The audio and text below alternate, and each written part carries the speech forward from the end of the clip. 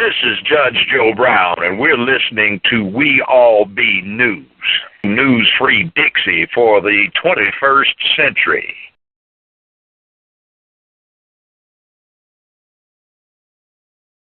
We All Be is honored to have on the one and only artist extraordinaire, Brother Roy HawkINs Jr. We are currently at his art show at the Ben Hooks Main Library on Poplar in Memphis, Tennessee, the city of good abode. And it is a great day outside, and it's a greater day inside with all this artwork. How you doing today, sir?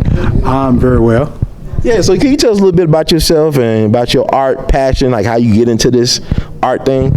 Absolutely. Roy HawkINs Jr., 38 years old. I've been doing art since I was like in first grade. I remember loving to draw then. And so I actually went to school, went to college and majored in art.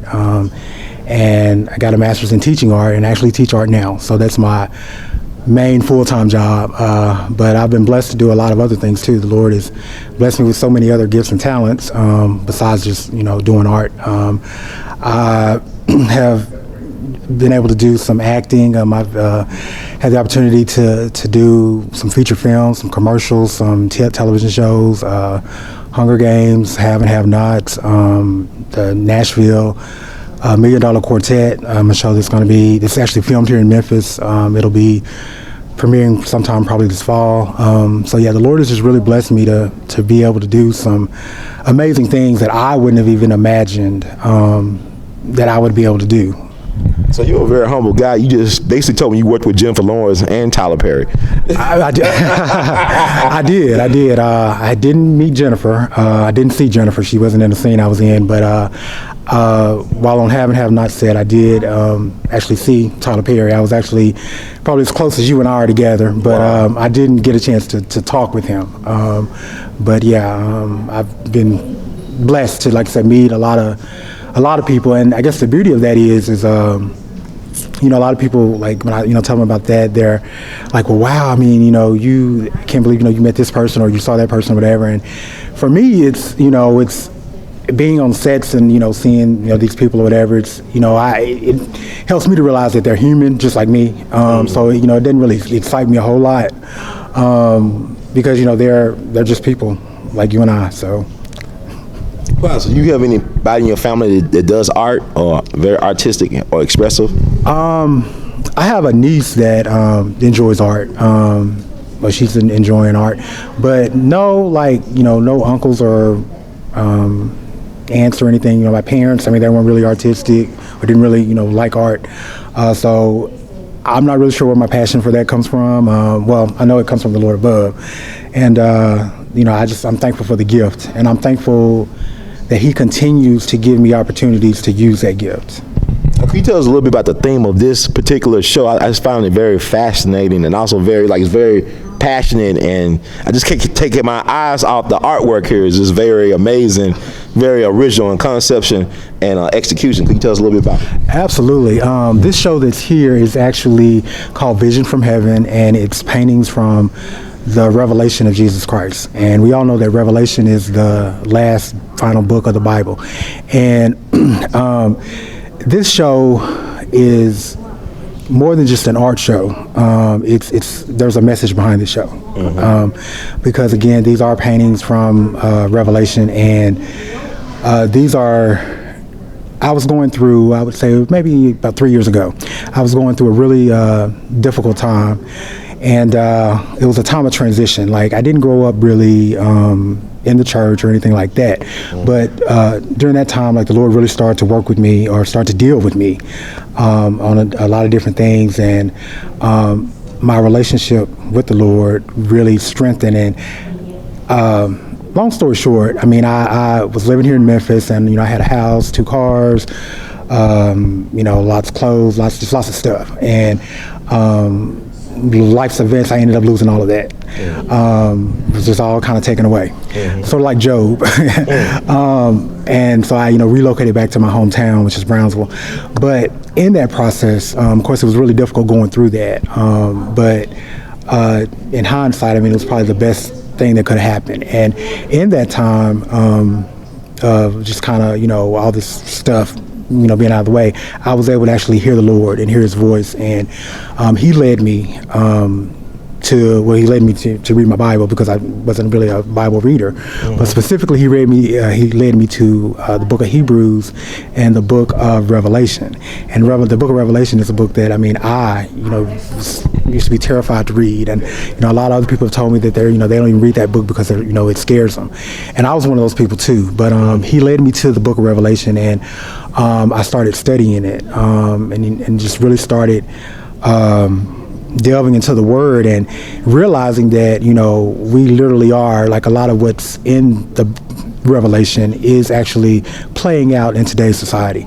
And he led me to do this, to do these paintings, to just kind of show everyone, the world, that the end is near. Everything that he speaks about in the book of Revelation, is coming to pass, and it will come to pass. And sometimes we forget that, but that's what this whole show is about. And this is going to be a traveling exhibit, and Lord's will is going to travel, around this state, around this country, even around the world, because this is, God's message that needs to get out there, because our time is fleeting. And, we have this upcoming election going on, and we have some perilous times coming. And then when you think about the senseless killings, people don't have respect for life. They don't have respect for, any type of authority. It's just, we are definitely living in the last days. So really, from the show, I want people to take heed from that and to really just get things right. This painting here, actually, there's a painting called The Invitation. It's the very last painting that's in the series, and it's called The Invitation because it's from chapter 22. Is this this right here? Absolutely, yes. Okay, cool. Yeah. It's called The Invitation because this is Jesus Christ extending His hand for us to just come and just take His hand and choose Him as your Lord and Savior of your life. And this world is gonna pass away, but God's word will never perish. I think Jesus' hand is black, correct? Is that a black hand? Absolutely, yes. Absolutely. In my paintings, you'll notice I made all of the figures, most of the angels and things have black skin, but that's the way that I see them. So you see when them in their image, right? Absolutely. absolutely I see them in my image, so that's the image that I see. So that's the reason why I painted them. I don't see Jesus with long blonde hair and white skin and blue eyes, but someone else may see him that way, and that's fine. I'm not saying that that's wrong, but you got a description in the Bible, right, of how he looked, right? We have a description of how he looked. Absolutely, there is a description of him actually in the Word. So he was hiding among the Egyptians, right? He had to be a certain color, right? Or he would stand out. right. I want to ask you about this because I asked you about one of your favorites. You said this is like a favorite of yours right here. Absolutely. Could you explain this a little bit? Yes. One of my favorite pieces, actually, and it's like the second one that I did, and it's called The Angel from Heaven, and it's from Revelations chapter 20. Verse 1, and it talks about the angel that came down from heaven, and it had a key in his hand, and it also had this large chain, and that's the chain that's going to be used to bound Satan. And the key actually is the key to the abyss. It's going to shut him away. So this is my favorite because I don't know why, but this is probably one of my favorite ones from the series. I think it's interesting because you ask a parent who's a favorite child, we all love them the same. But as an artist, you ain't gonna lie, this is my favorite child right here. This is my kid. Absolutely, this one is definitely I'm partial to all of them, but this one would definitely my favorite one. Okay. From the whole series. Cool. I also want to ask you about this favorite one over here. You said this was also a favorite. This one here. Yeah. Do you explain that a little bit? Yeah, this one is probably my second favorite. It's called The Reaping and the Harvesting the Earth. And it's from Revelation 14, chapter 14, 15, and 16. And it talks about there's not an angel, but there's a Son of Man that's actually sitting on a cloud, and he's looking down on the earth. And actually, when I did the painting, I thought about doing it much larger and actually showing the earth in it as well, but I didn't. But anyway, he's sitting on a cloud, and he has a golden crown on his head, and he has a sickle in his hand, and he's looking down on the earth, and he's going to throw it down on the earth and reap the earth. And again, that's this is all what's going on now. I mean, as you can see, people dying every day. So yeah, the Lord is definitely reaping the earth of His people. So I'm gonna get that sickle so people can have a better idea. It's impressive. Like you make kind of like a 3D art. Absolutely. Like this series was like the first time I guess I experimented with 3D art. Normally I just would paint and do stuff that's two-dimensional, but with this series especially, I wanted to make each piece have some type of three-dimensional effect. I think it's a really good effect that actually binds the whole series together like really, really nicely. So each piece from the series has like some type of 3D effect to it. Also, you was talking about the elections, and this piece right here, man, like you talk about 3D art, this pops out right at you. And I just could take up so many different things I think about when I look at this piece from a political point of view. Could you explain this piece right here? Well, this piece is called The Son of Perdition, and it's from Revelation 13, and chapters 5 through like 17, 18. And it talks about the son of perdition, and that's the man of lawlessness, the man of sin that's coming into the world, that's in the world.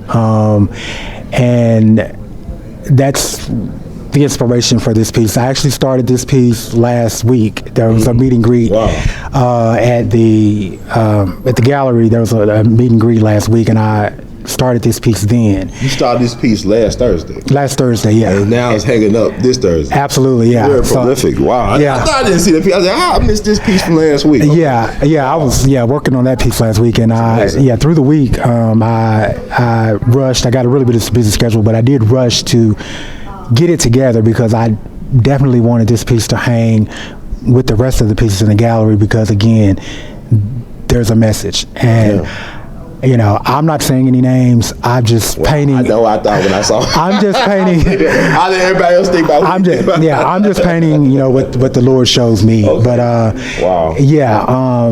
But yeah, there's. I wanted this piece to hang. I mean, it's really important. But yeah. So you're not really afraid to go there with religion or with politics. I mean, those are very, very, I guess, touchy and taboo topics for a lot of people. So what gives you the confidence to come out with these things about religion and politics? And are you worried about offending people? No, not really worried about offending people. And what gives me that confidence, is one word: God. I mean, He gives. I'm standing on His word. Like this is each of these paintings. I mean, these are scriptures that He gave me, and He gave me how to do them. Mm-hmm. Actually, this is His work. He just did it through me. Mm-hmm. And so because of that, no, I don't worry about offending people or